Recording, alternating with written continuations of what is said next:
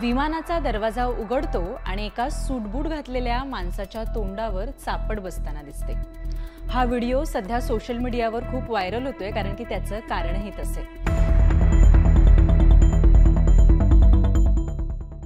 या व्हिडिओत दिसणारं जोडपं साधं सुद्धा नाहीये। ते आहेत फ्रान्सचे राष्ट्राध्यक्ष इमॅन्युएल मॅक्रॉन आणि त्यांची पत्नी ब्रिजिट मॅक्रॉन। सुरुवातीला हा व्हिडिओ डीप फेक असल्याचं बोललं जात होतं, पण नंतर हा व्हिडिओ खरा असल्याचं फ्रेंच राष्ट्रपती कार्यालयानं स्पष्ट केलं।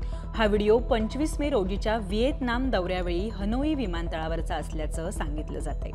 व्हायरल होत असलेल्या व्हिडिओमध्ये इमॅन्युएल यांना चापटी मारलेली जरी दिसत असेल तरी खरं म्हणजे ब्रिजिट मॅक्रॉन म्हणजे त्यांच्या पत्नी यांनी त्यांची हनुवटी पकडली आहे आणि त्यांना जोरदार धक्का दिलाय।